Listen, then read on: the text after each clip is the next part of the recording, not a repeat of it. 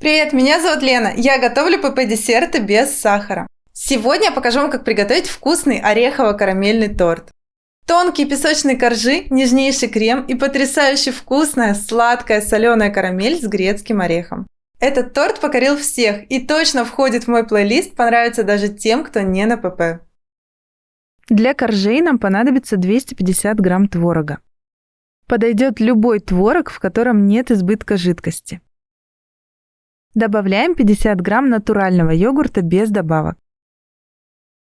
Тщательно измельчаем эти ингредиенты блендером до максимальной однородности.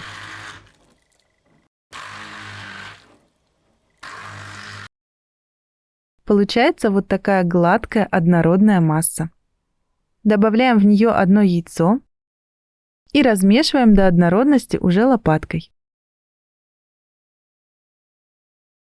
Отдельно соединяем сухие ингредиенты.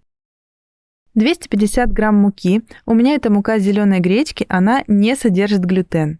Если вы используете глютен, содержащую муку, то к ней ничего добавлять не нужно.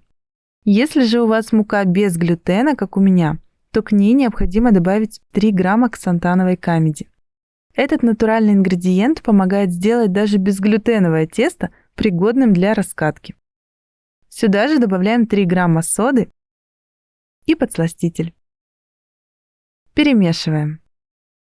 Если вы хотите использовать жидкий подсластитель, такой как натуральный сироп без сахара или мед, то его нужно добавлять к жидким ингредиентам, убавляя при этом количество других жидких ингредиентов. В данном рецепте сироп можно добавить вместо йогурта. Соединяем сухие и жидкие ингредиенты. Сначала лопаткой, потом руками.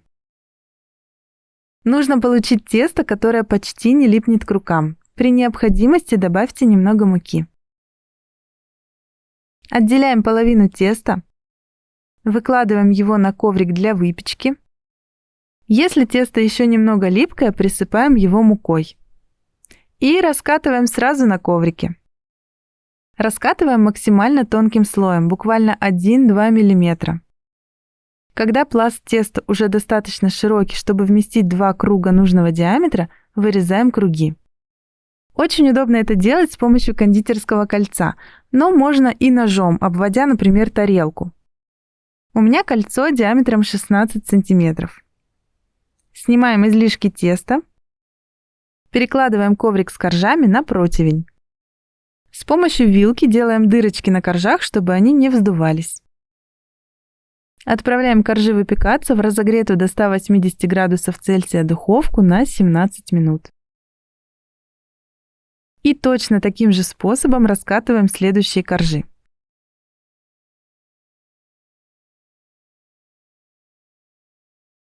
Перекладываем на противень, накалываем вилкой и отправляем выпекаться. Очень удобно, если у вас есть несколько ковриков и как минимум 2 противня. В этом случае процесс можно сделать непрерывным, подготавливать следующие коржи на ковриках, пока пекутся предыдущие. Когда одни коржи испеклись, достаем их из духовки. Они могут начать румяниться, но должны остаться вот такими пластичными. Снимаем готовые коржи и заменяем пустой коврик на коврик со следующими коржами. Также выпекаем около 17 минут при 180 градусах Цельсия. Таким же способом одни за другими я раскатываю и выпекаю следующие коржи. У меня получилось 5 противней по 2 коржа на каждом. Оставшееся тесто раскатываем произвольной формы, из него мы сделаем крошку для обсыпки. И этот корж нужно испечь до хруста. Для этого увеличиваем время выпечки примерно до 25 минут. В результате получилось 10 тончайших коржей, достаточно плотных, но при этом немного гибких. Если вдруг у вас коржи погнулись в процессе выпечки, то вы можете положить на эту стопку что-то плоское, а сверху что-то тяжелое и оставить на несколько минут. В качестве начинки у нас будет вкуснейшая карамель. Нам понадобится 70 грамм сухого молока. У меня это сухое кокосовое молоко.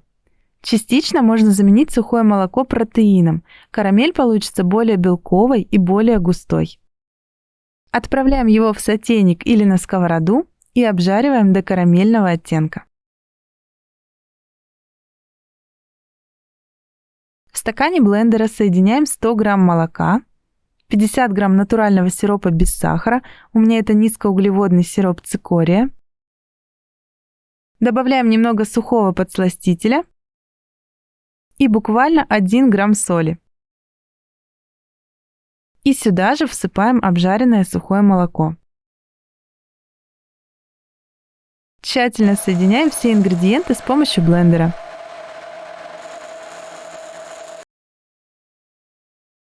Переливаем в сотейник и увариваем карамель до легкого загустения. Если вы используете коровье сухое молоко, возможно, карамель загустеет не так быстро. Но в целом в этом торте допустима и чуть более жидкая консистенция. Карамель получается нереально вкусная.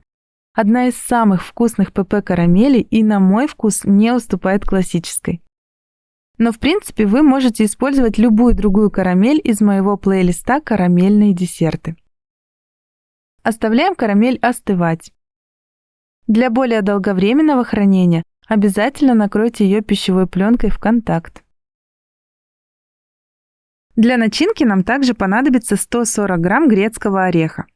Можно использовать и любой другой орех. С карамелью сочетаются, как мне кажется, все виды орехов, но грецкий дает особый вкус. Измельчаем орехи в крошку с помощью блендера. Для крема нам понадобится 600 грамм рикотты.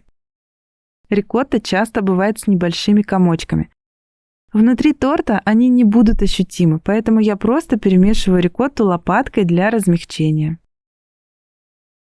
Добавляем 160 грамм натурального йогурта без добавок и подсластитель. Тщательно перемешиваем лопаткой.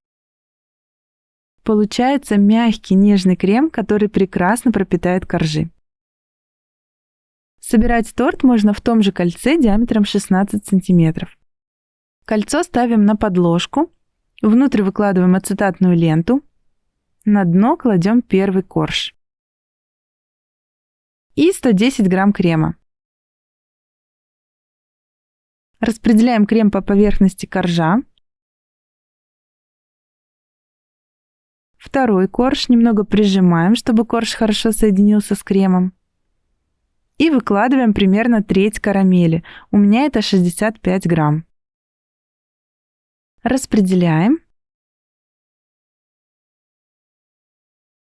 Сюда же выкладываем 40 грамм грецкого ореха, тоже распределяем. Вообще карамель с грецким орехом можно заранее смешать и выкладывать их вместе. Плюс такого способа в том, что коржи будут лучше склеены между собой.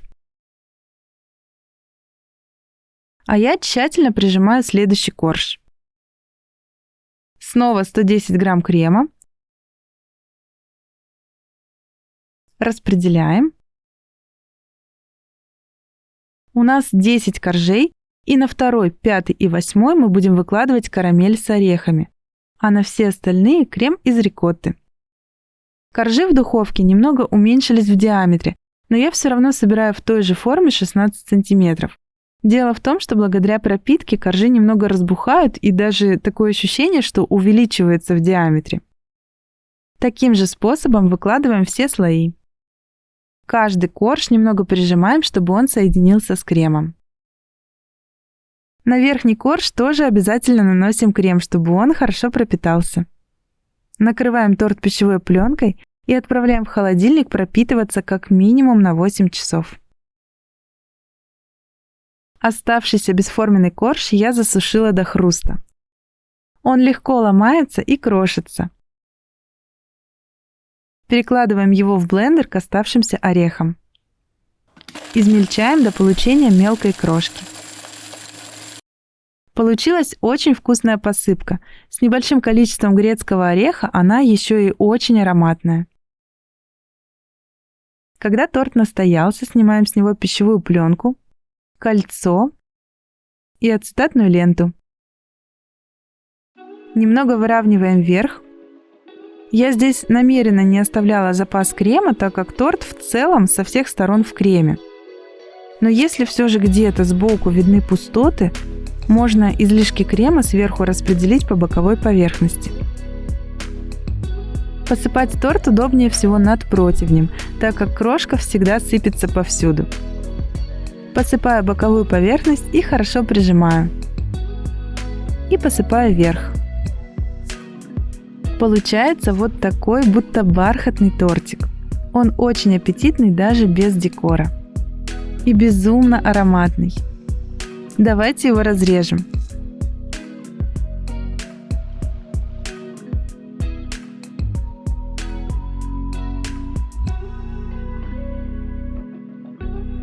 Вот такой необычный разрез получился у этого тортика. Тонкие песочные коржи, нежнейший крем на рикотте и потрясающе вкусная сладкая соленая карамель с грецким орехом. Это очень вкусно. Этот тортик не из тех, что тают во рту. Его коржи ощутимы, как и орехи в начинке. И в этом его прелесть. Он точно понравится всем любителям ореховых и карамельных десертов.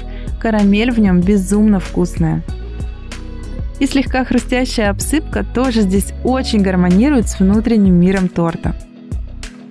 Спасибо за лайк, готовьте с удовольствием, готовьте красиво и радуйте своих родных и близких полезными десертами. Пока!